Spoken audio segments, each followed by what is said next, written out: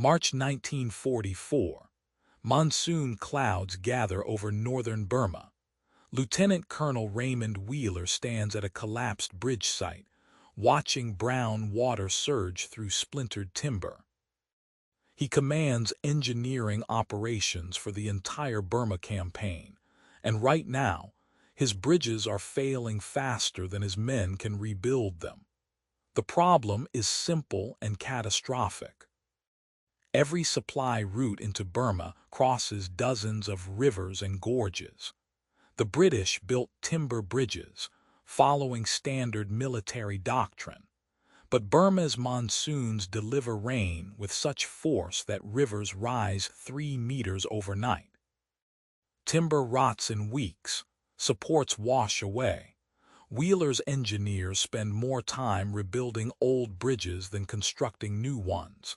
Behind him, an entire division waits, trucks loaded with ammunition, ambulances carrying wounded men, tanks that cannot move forward or back. The Japanese hold positions 60 kilometers ahead. The Allied advance has stopped because bridges keep collapsing. Wheeler does the math in his field notebook. Each timber bridge requires 200 logs cut from jungle hardwood. Transport alone takes 4 days. Construction needs 3 weeks and a full engineering company. Burma has 70 major river crossings. His command has 12 engineering companies. The numbers do not work. That night, Wheeler reviews technical manuals by lamplight in his tent. He finds specifications for the Bailey Bridge, a British invention from 1940. The design uses prefabricated steel panels, each 3 meters long and weighing 270 kilograms. 6 men can carry one panel. The panels lock together with pins, no welding required. A Bailey bridge can span 30 meters and support a 40-ton tank. The British designed Bailey bridges for European rivers, where engineers work from stable banks with crane support. Burma offers neither. Wheeler sees something else. He sees a bridge that arrives in pieces small enough for trucks to carry. He sees construction that needs no specialized equipment. He sees a solution that works in mud, in darkness, in combat conditions. Wheeler sends a priority request to Allied headquarters in New Delhi. He needs 500 tons of Bailey components shipped to Burma immediately. The response comes back skeptical. Bailey bridges require trained engineers and careful assembly. Wheeler's proposal sounds desperate. He writes a second message, more detailed. He explains that timber bridges fail because they cannot adapt to changing water levels. Bailey bridges sit on steel towers that crews can adjust as rivers rise or fall. He explains that prepositioning components eliminates construction delays.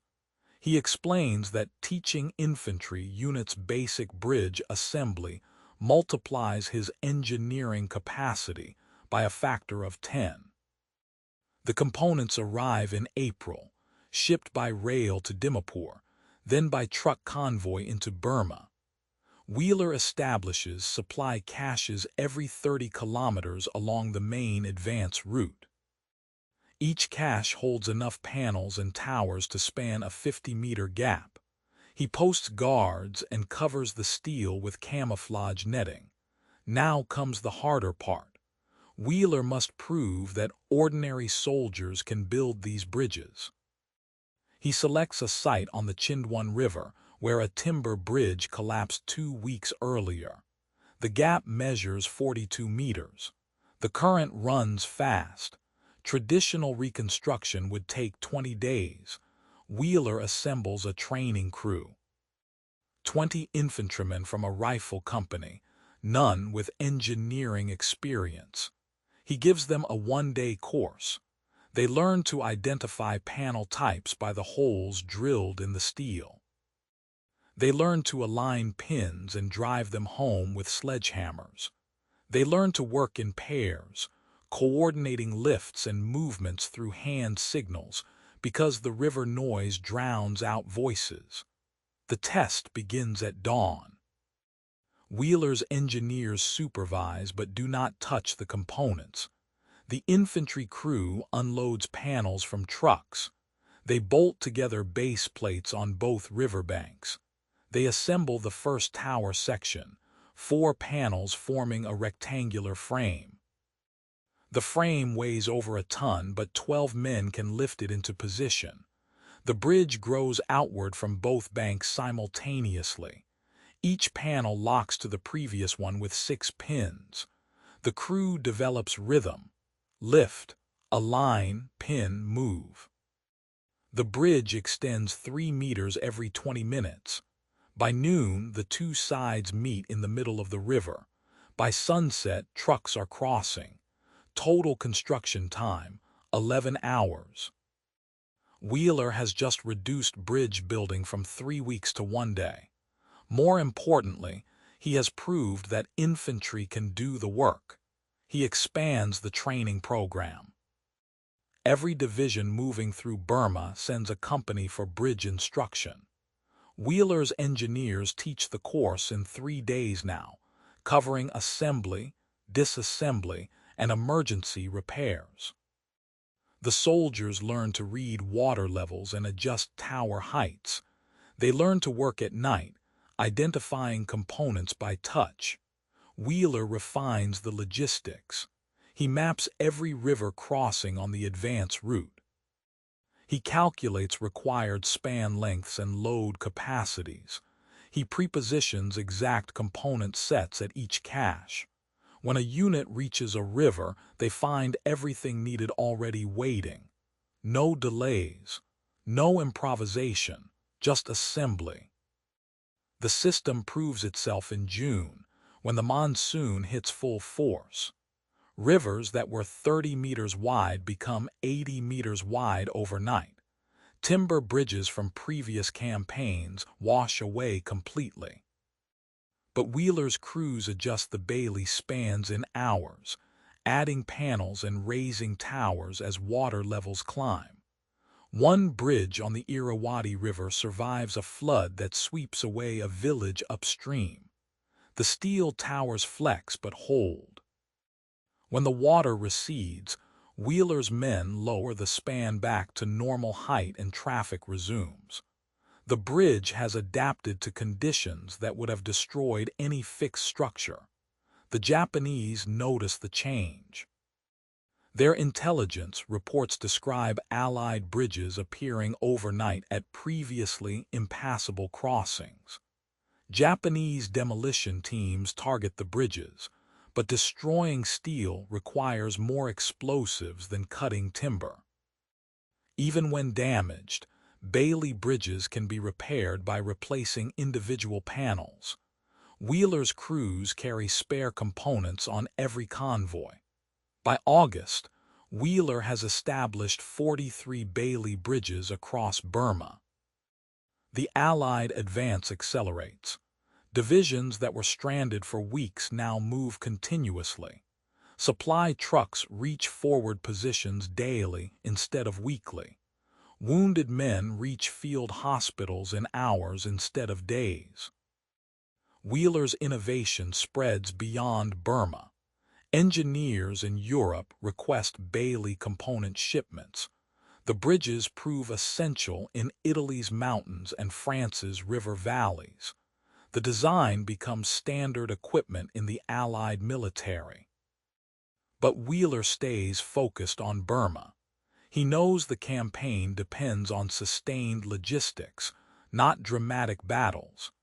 Every bridge his teams build shortens the war by keeping supplies moving forward. Every hour saved in construction means another convoy reaches the front. In November 1944, Wheeler receives orders to expand the bridge program into China. The Burma Road needs upgrading to handle increased traffic. He trains Chinese engineering units using the same methods he developed for infantry. The knowledge transfers easily because the system was designed for simplicity. Wheeler writes technical reports documenting every lesson learned. He describes optimal crew sizes for different span lengths. He details maintenance schedules and inspection procedures. He includes failure analysis from bridges damaged by enemy action or extreme weather. The reports become training manuals used throughout the Allied forces. The war in Burma ends in May 1945. Wheeler's bridge network has carried hundreds of thousands of tons of supplies and tens of thousands of vehicles. Not one Allied division was stranded by a river crossing after April 1944. The Bailey bridges outlast the campaign, many remaining in service for years as civilian infrastructure. Wheeler returns to the United States in August 1945. He receives commendations for his engineering innovations, but he deflects credit to the soldiers who built the bridges. He knows the success came from making complex engineering accessible to ordinary troops. The Bailey Bridge becomes a permanent part of military doctrine.